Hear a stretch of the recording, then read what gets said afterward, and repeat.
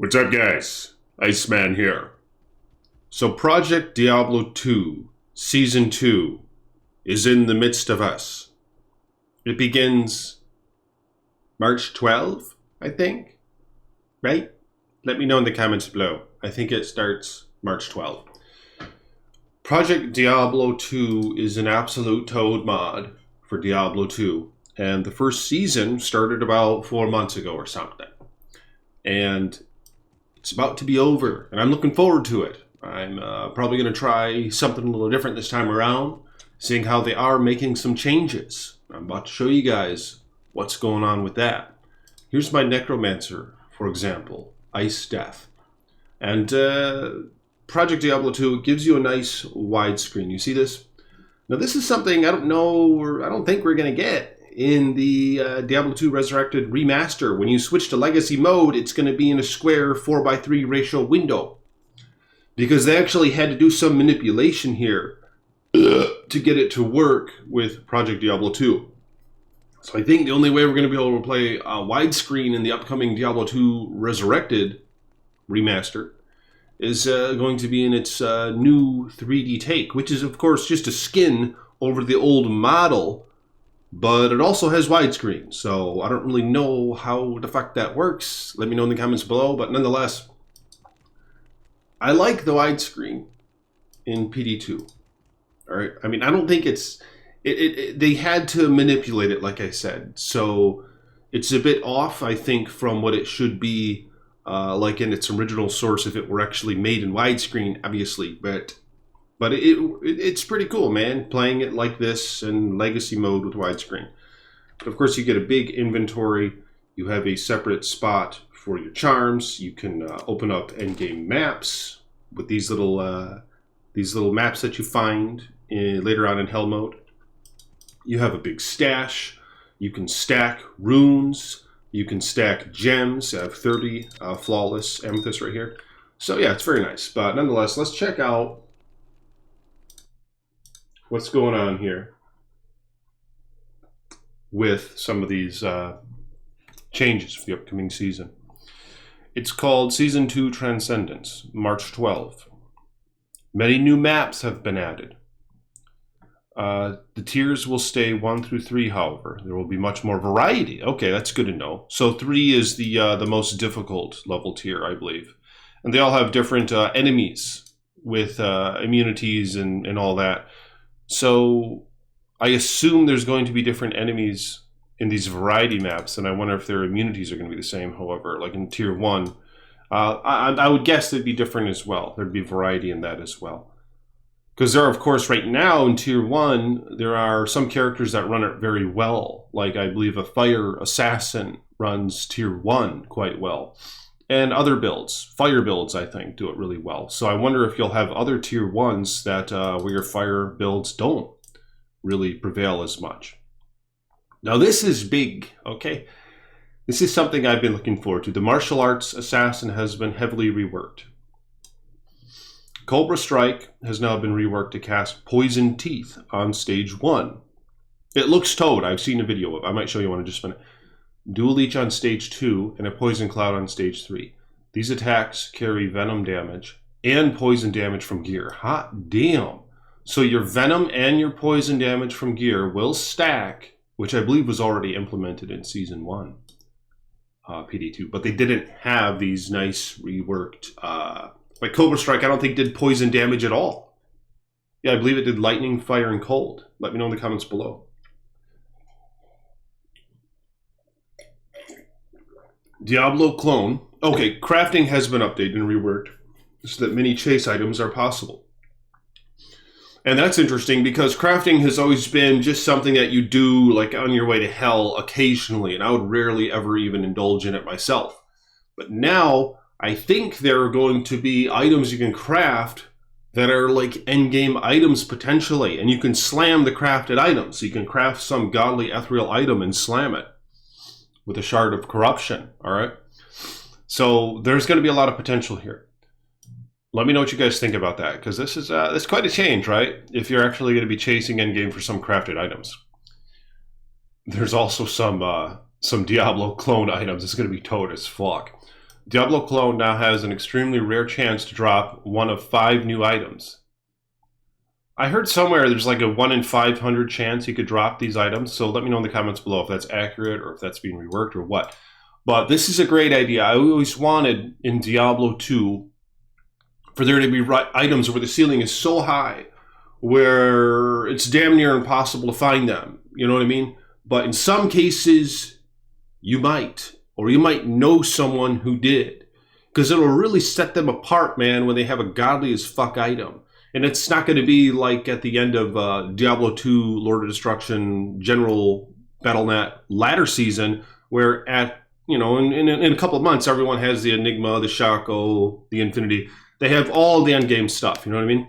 So having Declone drop items that are extremely rare, I'm assuming at the end of the season, at the end of the 4 months, there's still only going to be, you know, X amount of these items in existence on the ladder. Probably not very many. You know, a very small percentage of the player base are going to have them. A very small percentage. So I think that's a great idea, man, to set that ceiling really high. So you just always have to have something to strive for and to hope for. You know what I mean? And it's not like D2 LOD on Battle.net where you have all the good fucking items and you're just basically grinding for more experience points. You know what I mean? So I think that's great. And this is going to create incentive for people to innovate in shit and maybe try to fight Declone more frequently. Like, I have never fought Declone on PD2 or Path of Diablo for that matter. I guess I've been a little pussy, to be honest with you guys. But I know it's a challenge, so I might attempt it this ladder. Okay, so stay tuned for that. I might. And I might make it a martial arts assassin, and she might be decent at it. We'll find out. The Kicksin was always good at the Ubers, of course, so I don't know how good the Kicksin is going to be in PD2 Season 2, but we'll find out. Whirlwind has been reworked. This is a big one. Now, to now have melee splash and to use proc effects, but now attacks at 5 frames fixed instead of 4, and now attacks 1 target per attack instead of 2. So you can have, like, that, for example, that elite giant axe, glorious axe, that like cast Decrepify, 50% chance to cast Decrepify on kill. You'll be casting Decrepify like crazy. Of course, Decrepify sucks now in BD2. But in the same way, you can use Breath of the Dying, and it's going to have its effect when you attack an enemy. It's Poison Nova and this and that. And those other rune words like Eternity, or what's that one that casts all sorts of shit? You could have Rift. You could have the ones that cast a Bone Spear, you know, all sorts of shit, man. And of course, Atma's Scarab, the Amulet, you can cast Amplified Damage on attack. Some of the weapons that cast Fireball, like Hellslayer, for example. You could just have all sorts of crazy effects. And this might incentivize barbarians, Whirlwind barbarians specifically, to use a weapon in each hand, because it's going to alternate the damage from the weapons, and I'm guessing it's going to alternate the proc effects as well. So you could be casting shit like crazy. And Doombringer casting Weaken, for example. You know, there's all sorts of examples. So let me know in the comments below, what do you guys think might be a decent combination, especially for visual effects, and more importantly, perhaps, practical effects. What might be some decent weapon combinations? Comment below for such a build. Fist of Heavens now hits all creature types. That's toad as fuck. Frozen Orb has no cooldown and now uses lightning faster cast rate frames. So Teleport for the Sorceress uses lightning FCR frames as well. And I ain't gonna lie to you guys, I kind of wish it was back to the old days when she was just godly as fuck. But I know some of y'all like the competitive aspect in PD2 and strive for that a bit more than I do. Of course, I do have a godly as fuck Immortal King Whirlwind Barbarian who's godly as fuck in duels. But beyond that, there are toads who really do like the competitive aspect in PD2 when it comes to dueling and just character optimization and fairness. So, of course, the teleport has been nerfed a little bit where it's on lightning frames now, so you're not teleporting fast as fuck as we used to. But let me know what your thoughts are on that in the comments below. But nonetheless, this might be quite an improvement for Frozen Orb. I don't know. Crossbows now have a 10%. See, and this is great. They're trying to bring up the crossbows, man, because nobody uses crossbows. Physical pierce, because they're just inferior to bows. As an auto mod, and all crossbows deal 10% more damage. See, they're trying to bring that shit up. And they're trying to bring up daggers as well. Look at this, because now they all have Deadly Strike as an auto mod. So these unusual bows that nobody ever fucking uses has their damage increased by 50%. See, so they're going to be somewhat useful now, is what they're striving for. Bows and Amazon weapons can now get 6 sockets via corruption. So apparently that was bugged. You can get a Wind Force now with 6 sockets on the corruption. I think you used to only be able to get 4, apparently from a bug. Okay, so these weapons reduced from 0 speed to -10. Fuck, I think that's faster, right? I think they attack faster. Fuck, is that slower? Let me know in the comments below. Have these pikes been slowed a little bit? Reduced from 20 speed to 10. I think the lower the number, and even in the negatives, I think it attacks faster, but I don't know. Because I don't think they nerfed that shit. All exceptional weapon bases deal 15% more damage, so that's great. You know, now we're going to be picking up those exceptional weapons a little bit more frequently. Decapitator, Bone Knife, Champion Axe, and Glorious Axe, Volcata. High Judge, Conquest Sword, durability increased by 20. Okay, apparently those items had the durability fucked up the ass. Now they'll be decent. So did these items increase durability? I don't really understand this. One-handed swords now gain bonuses from both strength and dex. So you used to get, like, the barbarian, you'd have a sword in your hand and you'd put points into strength and it'd slowly bump up your damage. You're the Amazon, you'd use dex and it'll slowly bump up your damage. And in both cases, the dex would help your attack rating. But now, what the fuck? Are there, like, breakpoints where it gives you a boost? 75 strength, 75 dex bonus? See, it's like if you hit 75 dex or strength, is it going to give you a bonus? And is that base dex and strength, or is that with your gear on as well? Would it still count instead of 100 strength? But I don't know. Let me know in the comments below. Explain that a bit more thoroughly. Two-handed swords now gain the same strength bonus as two-handed axes and mauls. Strength bonus. See, here we are again. Is there a threshold where all of a sudden you get a greater boost? Because you always get a strength bonus if you're using a two-handed sword. If you're the barbarian, for example. You know what I mean? Like every 5 points of strength, you're going to be gaining some damage. And later on, every single point, you're going to gain damage. Because it works on percentage points. But let me know in the comments below. Explain that a bit more thoroughly. I didn't know if it's the case that there's actually a break point where you gain a lot more damage or something like that. That might not be what it's explaining, but I don't know, man. All melee weapons with a range of 0 or 1 have been increased to a range of 2. So you're going to be able to hit enemies from a bit further away, because in Diablo 2, I think 4 is the max range. Pretty damn sure it's 4. Might be 5. I think it's 4, though. And there are only a few, well, there are a select amount of items that have a range of 4. So now the melee weapons that used to have a very shitty range are at least going to have a range of 2. So that'll be nice. Like the Nasher axe or a hand axe with the barbarian. You know, especially when you're starting out, that'll be really convenient. And the one that I like is Razor's Edge. That's the unique Tomahawk, the elite version of the hand axe. So that's going to have a better range now. I believe that used to have either a 0 or 1. Champion Axe now has a range increased to 4. That's the Messerschmitt's Reaver. So you might have a toad as fuck Messerschmitt's Reaver Barbarian build. Now it has an increased range, so that's great. And of course, rune words can be made in this axe. And now with the new crafting options, you know, it's going to be toad as fuck. All two-handed weapons with a range of 2 have been increased to 3. Doll runes now grant 25 enhanced damage instead of 15 life replenish. Was 25% fear in vanilla, so these will be handy. You know, if you don't want to waste ohms on an item, if you have kind of a shitty item but you have a lot of sockets in it, you can just stuff a bunch of dull runes in it, man.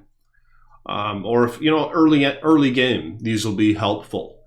Because, of course, you can find jewels with up to 40% enhanced damage, but you want to save those for better items. So these will be helpful early on, and I like that. This is great. Remove the move speed debuff automod from medium and heavy armors. So you're no longer going to have to sacrifice some speed to look cool wearing the heavy armors or medium armors. I hate doing that shit, man. I rarely ever put on heavy armors on my characters. Like even the Amazon wearing Skullder's Ire, for example, it slows that ass down. So apparently that's no longer going to be the case. So that's great. Something with the pots automatically going to your belt when you pick them up. Martial Arts Assassin has been heavily reworked to function the following way. What the fuck? Check this out. This is big for the martial arts. Charges no longer deplete from anything besides finishers and now behave differently and function more like stages, meaning that you can have up to 3 charges at a time, and each charge casts the stage that you are on when you use a skill. Each skill has 3 stages. For example, if you used Fist of Fire into Blades of Ice and finished with Cobra Strike, you would do the stage 1 Fist of Fire attack into the stage 2 Blades of Ice, and then you would finish with the stage 3 Cobra Strike. Playstyle allows you to stick to one skill or weave skills to create combo strings. Wow. So you could improvise depending on the enemy's resistances and immunities around you. That's Toad. Creating the martial arts feel. Finishers will now cast all of the charges you have available in every stage at once, essentially dumping your charges and rewarding you for mixing skills.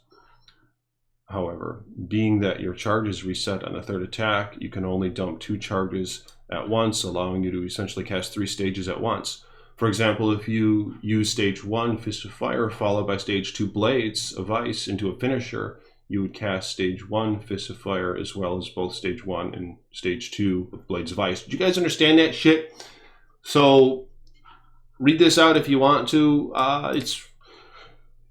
I mean, that's crazy how you could have your left click, of course, assigned, you know, like the F1, 2, 3 or something like that to the different strikes. So you could kind of make it up as you go as to what sort of charges or this or that you're going to want to emit onto the enemies. Like I said, it could depend on their immunities and resist. So this would be Toad as fuck. It's going to be a lot more of an active play style. You know what I mean? The fact alone that you have 3 left click skills with the assassin, if you want, that you could constantly be switching between.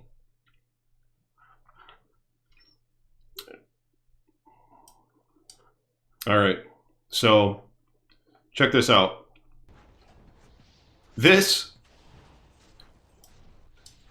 is an example of the Barbarian with some of the proc effects. He's using that unique Ogre Axe. Used to be really popular back in the day. What the fuck is it called? For the mercenary? Bone Hew? Is that it? But yeah, check that shit out. Look at him cast them bone spears all over the place, dog. What the fuck? But anyway, there's other videos. Check this out.